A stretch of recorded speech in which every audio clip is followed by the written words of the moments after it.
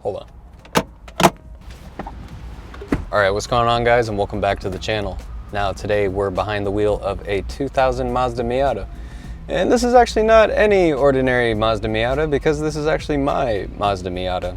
And after buying this car, when it was in a minor front-end collision, buying all the parts and putting it back together, as well as it getting painted, I just want to give you guys my overall thoughts on what it's like to own and drive a Mazda Miata.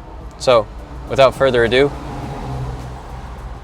let's hit the road. Now, getting behind the wheel of the Mazda Miata, you're going to be introduced to something called endless headroom. And what I mean by that is when you have the top down, it's literally endless, which is the great thing about this. Even though the top up, it feels a little claustrophobic in here, but you kind of get past the point. I mean, if you really wanted something with a little more headroom, would you really be considering buying this car? And underneath the hood of this Mazda Miata, we have a 1.8 four-cylinder dual cam variable valve timing engine. Now, I know that sounds like a mouthful, but just know that it only makes about 140 horsepower. But in a car that's the size of a small kitchen appliance, it doesn't really matter how much power is actually underneath the hood. And this car possesses something that not a lot of cars are able to really replicate, and it's called slow car fast. Now, when I say this, give us some thought. Now, it's not a fast car. Know that off the bat. If you're into, drag racing or just driving really fast cars, this is not for you. This is definitely not going to be it. But when you're in the driver's seat of the car and you're revving it out, it feels like you're going a million miles an hour. You could be going 20 miles an hour and it's still very exciting. Nothing really crazy here in the interior. I'm pretty gracious that it actually does have AC, but this is where things start to take a turn. When I put the top up, things are going to start to change for a lot of you. And you need to make sure that this car actually fits you if you want to drive it. Now, I'm not the tallest dude in the world. I would say that I'm pretty average height at around 5'10 to 5'11. And even for me, I see that there is going to be some problems if I was even another inch or two taller, or if even my hair decided to grow out a little extra longer. Once you get in the right driving position, you're going to notice that there's not too much adjustments in the seat.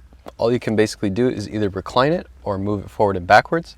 But once you got it set up, the driving position, at least for me right now, is really, really good. I love the notchiness of the shifter. The ergonomics of everything is within reach, which I do like. These knobs are made for a mouse, but that's okay because I can get past that. And as long as everything works, it's all very functional stuff. You're not going to get any crazy technologies here. You're not going to get all these Apple CarPlay apps and stuff coming up on a touch screen. That's all stuff that you kind of have to do on your own. And the reason that you see these cars at the track so much is because they're just so much fun to drive that even on a track setting, this car would really open up. You're not going to be beating hypercars or anything like that, but you'd be pretty surprised at how fast of lap times you can get just with like a really nice handling car. I mean, it's a complete sensory overload as I go through these back roads right now. Just the steering inputs alone make this car worth considering if you're looking for something small, light, and absolutely capable. God, this car is just...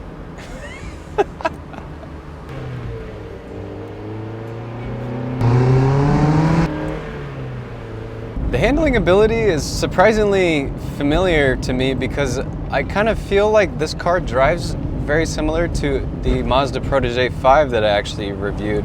And if you haven't seen that video before, I'd recommend that you go check it out. Overall, I think this is one of the best cars that you can buy for the money right now. If you're looking for something to drive in the summertime that's cheap, reliable, easy to work on, this is a great option.